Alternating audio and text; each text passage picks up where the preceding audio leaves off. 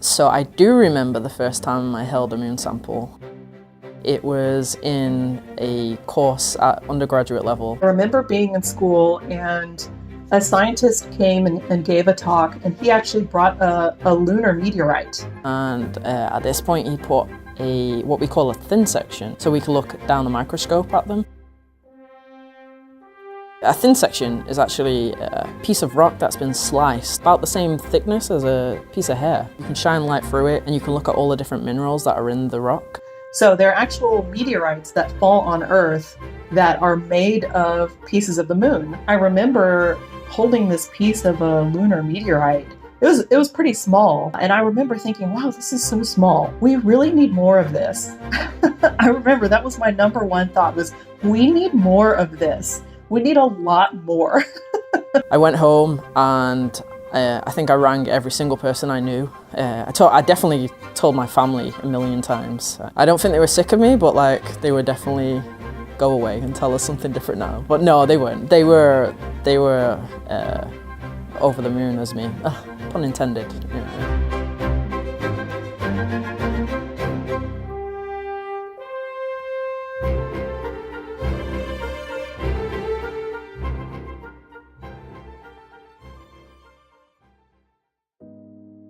For the past 50 years and counting, generations of scientists like Dr. Natalie Curran have been probing rocks brought back by Apollo astronauts using increasingly sophisticated technologies. We've learned that our moon is so closely related to Earth that the two must have formed from some of the same material. Moon rocks showed the first evidence that the moon has water, and they've even helped in studying the history of the sun, which influenced the evolution of life. I work in the Mid-Atlantic Noble Gas Research Lab, or MNGRL. You know, we're called Moon Girl Lab because we work with lunar samples, but it's actually a fun name because we're actually predominantly female scientists that work in there. We are looking at basically the history of lunar samples, and being in this lab, we're basically rock detectives. So we're looking at how old the sample is and what the sample's made of. The reason why we want to answer these questions is because they can tell us a lot about how not only this sample formed, but also how the moon formed, or what the geological processes are that are occurring on the surface of the moon.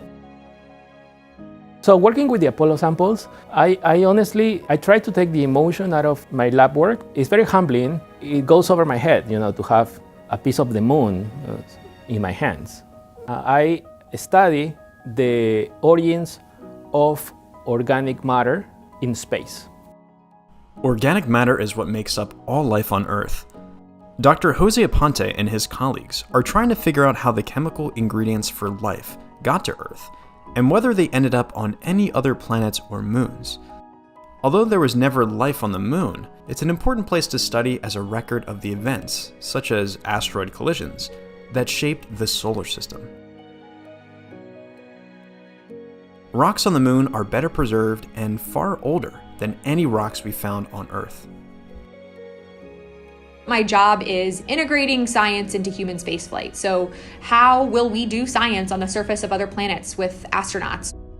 We like to say that the moon is a witness plate for the solar system, and it's really true. When you look at our planet here on Earth, you see, things that we all really like a lot, like vegetation and the oceans and, cities where people live. But all of these things combined with the fact that our planet is actually very active. Just look at plate tectonics, which creates new crust, which destroys old crust. It's, again, what drives our planet and the evolution of our planet. These are all things that we're very appreciative of and see every day, but they're things that actually obscure the geologic record. When you go to the surface of the moon, however, you have 4+ billion years of history preserved on the surface of the moon. By looking at one rock, you can learn a lot, just by using your own two eyes to interrogate a rock and make descriptions about it. You can learn something about how that rock got there, how the landscape around you got there, and you can start to really make broad interpretations about the area around you just by looking at literally one rock.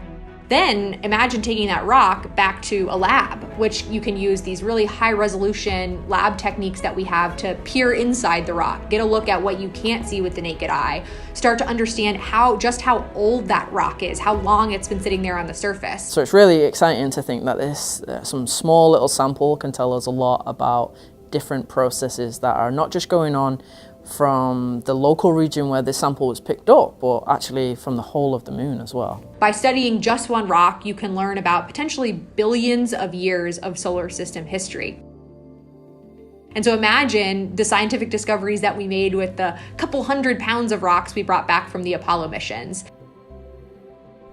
During 6 missions from 1969 to 1972, Apollo astronauts brought back 842 pounds of rocks, pebbles, sand, and dust from the moon. Today, those samples are carefully stored in a special facility at the Johnson Space Center in Houston. The same facility will store the rocks to be collected by Artemis astronauts. So I work in what's called the Astromaterials Acquisition and Curation Office. We just call it the Curation Office for short. So all of the Apollo moon rocks, meteorites, all of our sample return missions from asteroids, from comets, all of those samples come here to Houston, and it's our office's job to take care of those samples and make sure that they're available to the scientific community to study. The Apollo astronauts all landed near the moon's equator. Samples from there have been instrumental to science. But scientists want to explore other locations on the moon. Otherwise, it would be like landing in the Arizona desert on Earth, and assuming that the conditions discovered there reflect those found on the entire planet. Compared with Apollo, Artemis astronauts will carry out a very different mission in a drastically different environment. They will venture to the South Pole, a region that has water ice and could be rich in other resources. The South Pole is a land of extremes. Temperatures there can reach negative 400 degrees Fahrenheit. I would actually even say curation starts as soon as the mission starts. So one of the things that I'm talking to the EVA engineers about a lot and the astronauts is how to prepare for when they're going to go to the moon. For example, we know that we're going to collect some rocks. What container are we going to put those rocks in? Are we going to put them in a can? Are we going to put them in a bag? And we need to understand that because for some of these samples, they are very sensitive to whether they're exposed to metal or plastic. And those are design decisions that have to be made years before the mission even flies. They've got to be super strict, the astronauts on the surface. But me, I'd be like, I'd be like a kid in a candy store and just want to, I want to take everything. And, you can only go a certain amount of time. I'd probably run out of oxygen, me. I'd be walking and forget.